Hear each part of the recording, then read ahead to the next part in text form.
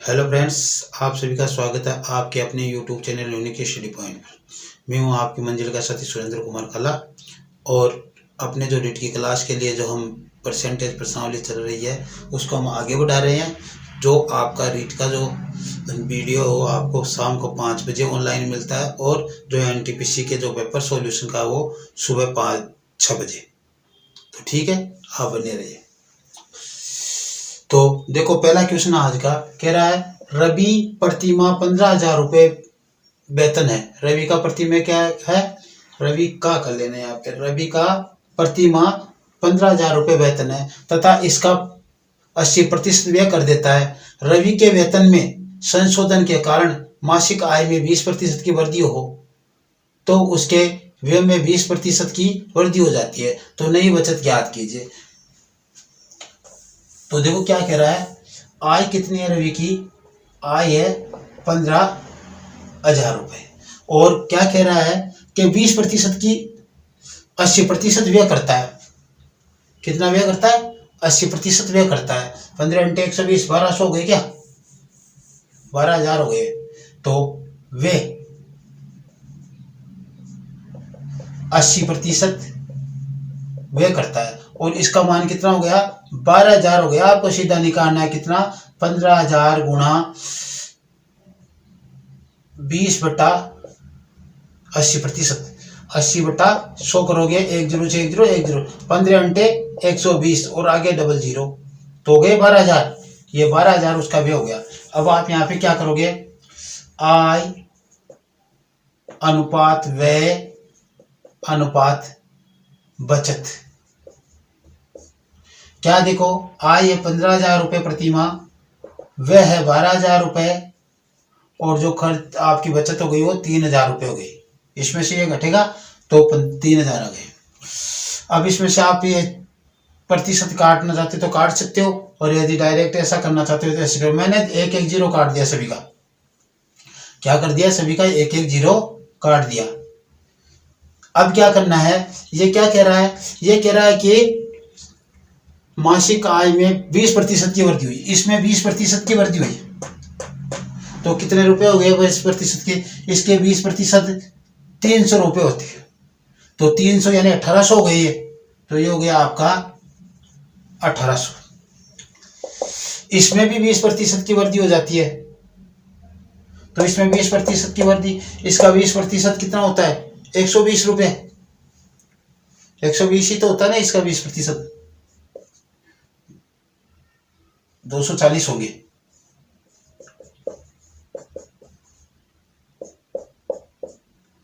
240 इसमें जोड़ेंगे तो क्या हो जाएंगे? 1,440 रुपए। ठीक है। फिर क्या कह रहा है? ये कह रहा है फिर कि बचत कितनी हो जाएगी? इसको घटा दो। इसमें से बचने थे आपके 400, लेकिन 60 कम होंगे, 360 रुपए। पहले 300 रुपए थी बचत, अब हो गई 360, यानी 60 रुपए बच गए कितने पर? 300 पर, गुणा 100। 0 से 0 काट दो और 20 बार 20%। बचत में क्या हो गई? 20% की वृद्धि हो गई। बचत में क्या हुई? 20% की वृद्धि हो गई। ठीक है। इस तरीके से आप पहला क्वेश्चन करोगे। फिर आगे चलो, देखो दूसरा क्वेश्चन। किसी विद्यालय में 1200 लड़के, बॉय एंड गर्ल्स, 1200 तो लड़के हैं और 800 गर्ल्स है। यदि 45% लड़के तथा 40% लड़के अनुत्तीर्ण हो गए। क्या हो गया? 45% लड़के और 40% लड़के अनुत्तीर्ण हो गए। तो इसका 45% क्या हो जाएगा? इसका 45% 90, और 45 9 54 540। और या आप सीधे निकालो, ऐसे कर लो। 45 देखो अनुत्तीर्ण का पूछा इसने उत्तीर्ण का पूछा है क्या प्रतिशत, और ये दे रहा है क्या? अनुत्तीर्ण के बारे में। तो इसका 35 आप क्या करोगे? 55% क्या निकालोगे? उत्तीर्ण अनुत्तीर्ण हो जाएगा। ये तो क्या आपका अनुत्तीर्ण, और वो हो जाएगा पास 55%। तो इसका 55% निकालो आप। परसेंट निकालोगे तो क्या हो जाएगा? 110 11 और 760। ठीक है। और इसका क्या 40% लड़कियां अनुत्तीर्ण होगी, यानी 60% पास हो गई, तो इसका 60% निकालो, पास मार्किंग आ जाएगा हमारे पास जनाब 8×48 480। ठीक है।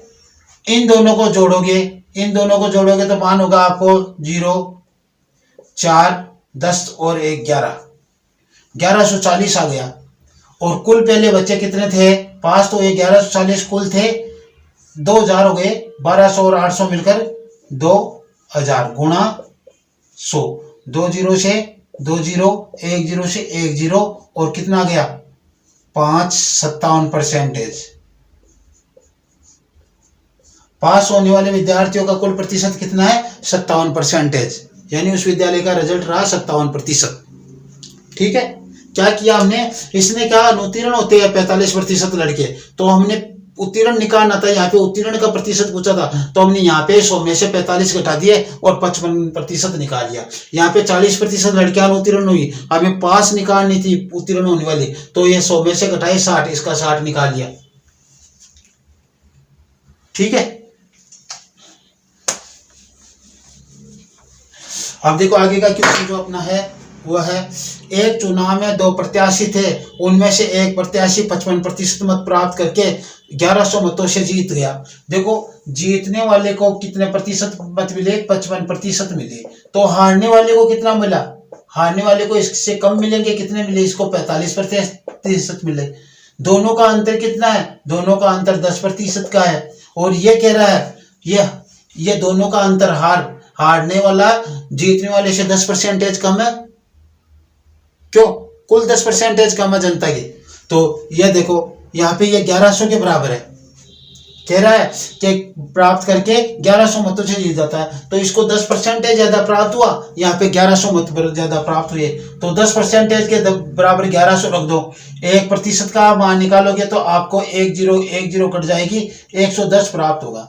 और आपको निकालना है क्या है, कुल मतों की संख्या, तो कुल मतों की संख्या क्या है 100% होती है कुल मतों की संख्या, तो इन दोनों को जोड़ेंगे तो 100% ही तो होगी, तो 110 गुणा 100 बराबर 11,000। कुल मतों की संख्या कितनी थी 11,000, कुल मतों की संख्या 11,000 थी। इस तरीके से आपको निकालना है।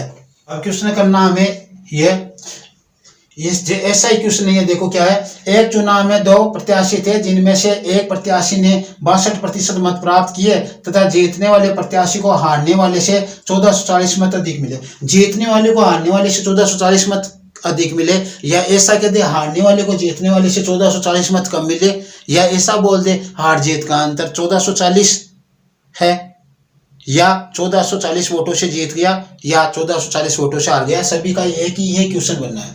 तो देखो 62% मिले तो ये तो जीता ही है 62 वालों को, हार वाले को कितना मिला, कुल 100% होता, 62 इसको मिल गया तो इसको 38% मिल गया।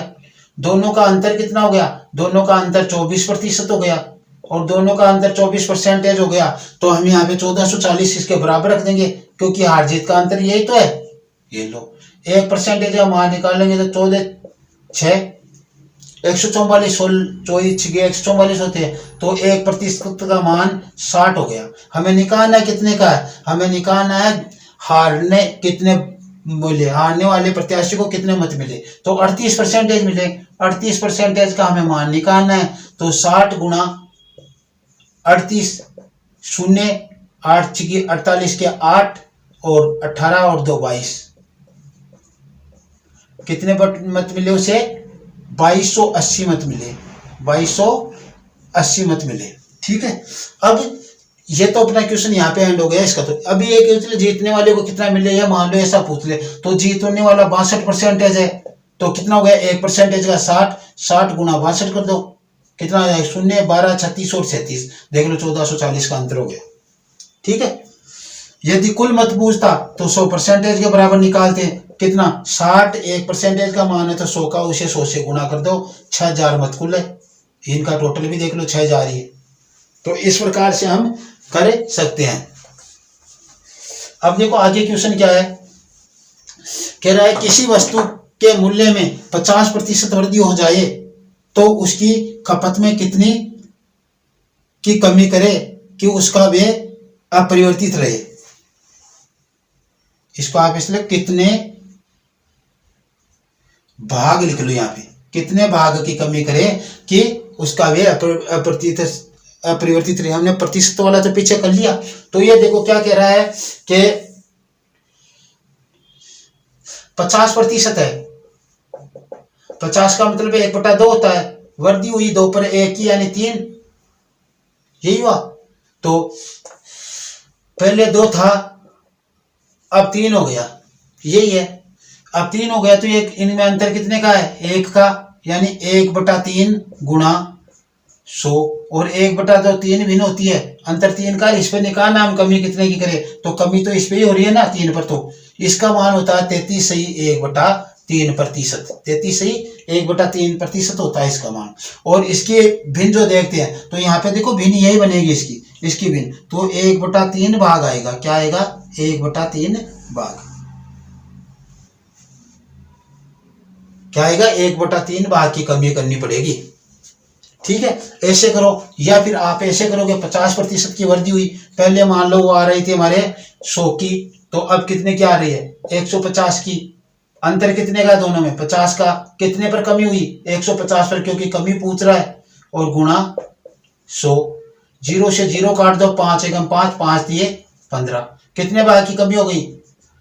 1/3 भाग की कमी होगी। ठीक है, और यदि प्रतिशत पूछेंगे तो वही 33 से 1/3 होगा। ठीक है।